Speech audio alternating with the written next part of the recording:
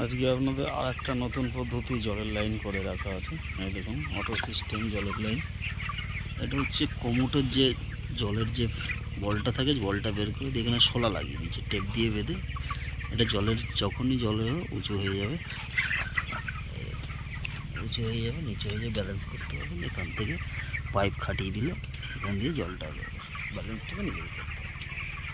এখানে নিকেল ডিঙ্কার আছে, তার ভিতরেও এটা সাইড দিয়ে একটা লাগিয়ে দিয়েছে এক্সট্রা জল আমার মতন সাইড দিয়ে হচ্ছে। নিকেল আছে, তার ভিতরে জলটাকে যদি সামনে গরমকাল জলটা যাতে বেশি খায় তার জন্য এই সিস্টেমটা করে রাখছে। এতে জলটা ঠান্ডা, পাইপ লাইনের জলটা গরম হয়, এই জলটা ঠান্ডা থাকবে। এই জন্য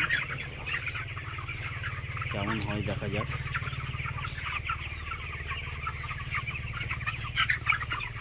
এই সময়টা একটু ভাইরাস বা মর্টালিটির প্রবণতা বেশি থাকে, যার জন্য সবাই একটু স্প্রের দিকে খেয়াল রাখবেন।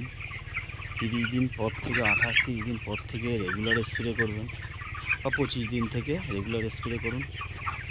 এবং সন্ধ্যার টাইম একটু বাইরে ফরমালিন স্প্রে করুন। প্রত্যেক দিন যদি করতে পারেন মশার উপদ্রবটা একটু কম হবে। এখানে আপনারা যদি বাইরে ফরমালিন স্প্রে করুন সন্ধ্যাবেলা, দিনের বেলা না, সন্ধ্যাবেলার টাইমে ফরমালিন স্প্রে করুন, এতে মশার উপদ্রবটা কম হবে। এবং দিনে প্রত্যেক একদিন বাদ একদিন পাখিটাকে স্প্রে করুন।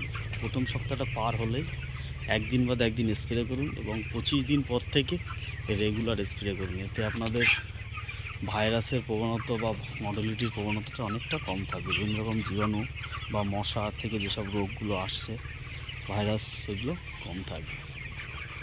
স্প্রের দিকে আমরা ভালো করে ফোকাস দেবো, এবং অবশ্যই ফুড ডিপ বা ফুটবাথ আমরা ব্যবহার করব। ফুটবাথ ছাড়া আমরা নিজেরাও ফার্মের ভিতরে ঢুকবো না, বা ফার্মার হোক যে কোনো কেউ ফুটবাথে পা দেবেন, তারপরেই ফার্মের ভিতরে ঢুকবেন।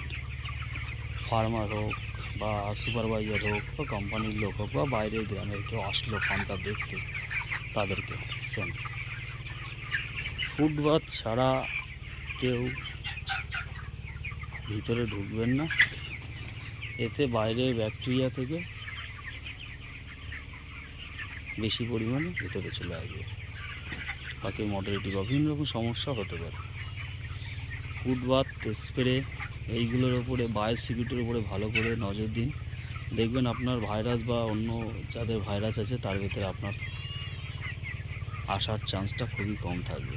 এইগুলো যদি আমরা খুব সুন্দরভাবে ম্যানেজ করি তাহলে এগুলো খুব ভালো এই সময়টা। আর যদি মশারি ব্যবহার করতে পারি সাইড দিয়ে, সেটা তো আরও ভালো।